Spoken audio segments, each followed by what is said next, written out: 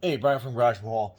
Today I have a project I've been trying to do for a while, but I got these headlamps for working under the cars and stuff like that, and like this one I particularly like really good. It's got like a dial on the side. You can adjust to like whatever beam you need, and when I'm all covered in grease and stuff working on cars, this light works great. However, the downfall of any of these headlamps is that they run off batteries, and even though these Amazon basic batteries are pretty good, they just don't last. So something I had come up with is I have this power pack, this power bank that I bought, and it is pretty neat because it tells you how much power is left in it, which is good. So like this is 91%. It's got 3 outputs on it, and this little extension I made up for one of my over-the-ear video recorders. Kind of like wraps around your head. I don't have it here right now. I actually have it in the other side of the building, but anyhow, what I do is I basically kind of like loop this up behind my ear and I have power to it. So I was thinking, I was like, I could really use something like that to run my headlamp as well. So this usually sits in my back pocket. This runs up to my camera. So my thought process is, if I can replicate a USB adapter for the batteries, I'll be able to get almost like an endless amount of power. Or in my case, I'll just have 100% lamp time or lamp beam like the whole time that I'm recording, which seems like if I record a 4 or 5 hour repair, that usually gets edited down to like about half as much. My light from beginning to end, it's different looms, so it makes the frames look a little weird. So anyway, I'm just going to go for hardcore instant headlamp extension, I guess, for long battery life. Anyhow, so what I'm going to try to do is actually make this dual purpose. I'm going to try to see if I can't make it actually run on AA's as well as have the battery adapter in here. So what I got to basically just kind of see is, when I have the battery in here at the bottom, will I have enough room to squeeze the wire in below this somehow? And I think I got enough room here at the bottom, at the base right here. So I'm going to try to basically get another wire in here next to this. Normally I would drill, but I'm just going to use my soldering iron to kind of like burn a hole through here real quick.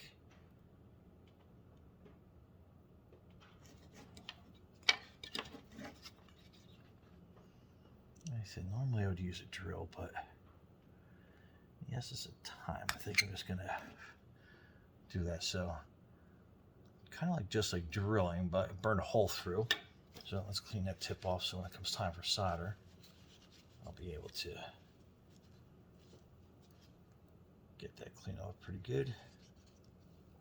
Okay.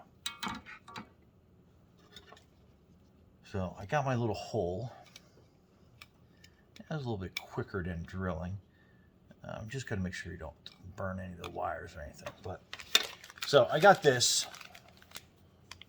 They're crocodile clamp USBs.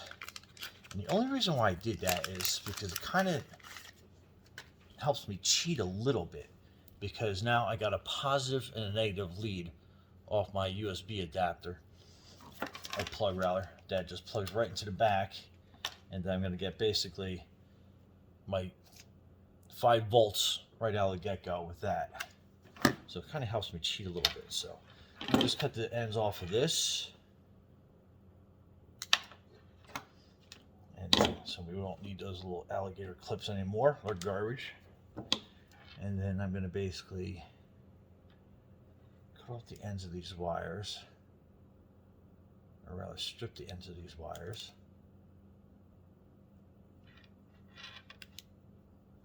Okay, so you don't need much. I got this little itty bitty wire lead coming out on each end. And we're going to basically slip these 2 ends in here, where we just basically melted a hole. And give these a little twist so they go in okay. They should both go and fit nicely through that little opening I created. It's just about the right width, which is really good. Hey, bring out my Leatherman so I can grab these wires a little bit better. There's that one. That bottom one's being.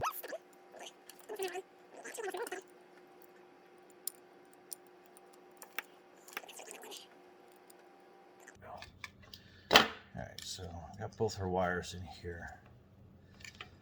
And hopefully I'm not going to destroy this copper too much on this wire. But we'll see how that goes. Okay, so I got both these wires in here. And let's see what side I need a little bit more on. Okay, so that's going to be my black. This is going to be my red.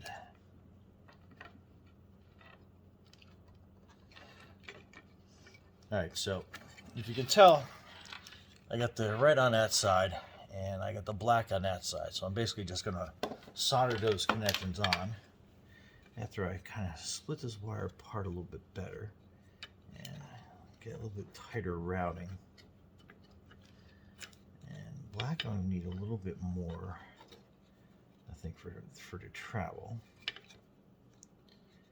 I don't think I'm going to need that much. So we're going to work off the black first, and then I'll probably cut the red down to size so we have a little bit more room. So, alright, so black.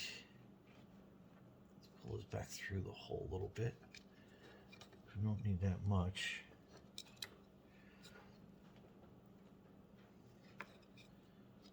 Okay. That's kind of hard to see in there, I know, I'm sorry. But we are going to try to get that to solder right on that little connection there. Okay, so again, I'm going to put a little flux on here.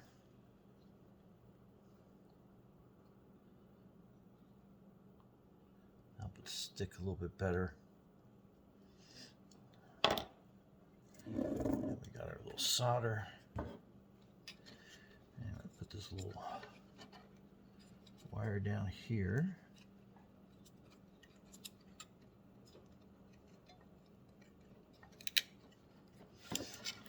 It's going to be hard to see, but I'm basically going to solder. I'll show you the after effect after I get it down in there.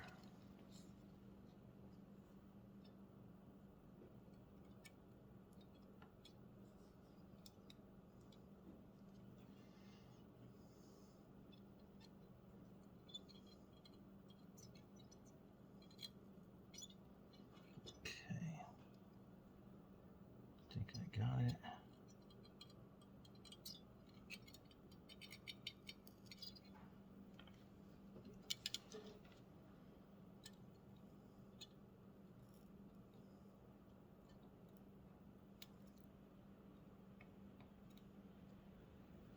Okay. So I got that wire in there pretty good. So I'm just going to pull some of the slack out. And I'll show you that little soldering connection. And again, probably not my best work, but okay. And I'll lay this one down here. And I'm not going to need as much red wire as I thought, so I'm actually going to cut this out. And then I'm going to restrip this.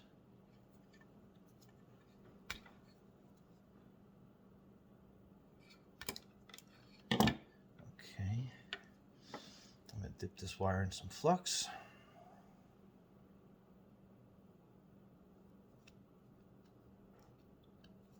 Who remembers Radio Shack? That's how old that is. Okay.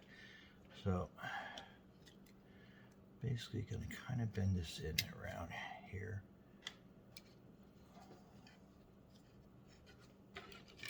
This one's probably going to be a little more difficult to get. So I wanted to keep the wire as minimal as I could. So we're just kind of have this little wire lead come around here and kind of have it bend. spin itself into place. Okay. That's going to be a little tough to get in there, but let's see what I can do. All right. I'm going to put a little drop of solder back here first. So I can drop a solder back there. And then might need a little helping hand on this sucker. Another little twist. Keep those coppers doing good. And hopefully you guys can put this on a big wide screen so you can kind of see what's going on here. All right. Kind of hold that wire kind of close to where I need it.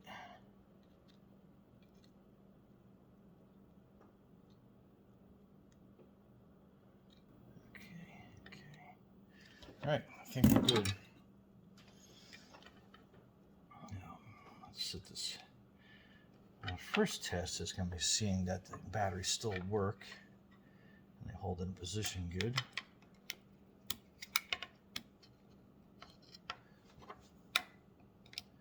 It's going to be a little more snug to close this compartment.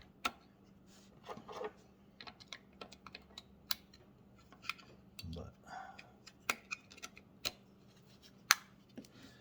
all right, so here's a plug, and so still works on battery, and that's the plug unplugged.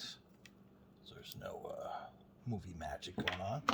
Now we're going to disconnect that. Take the batteries out.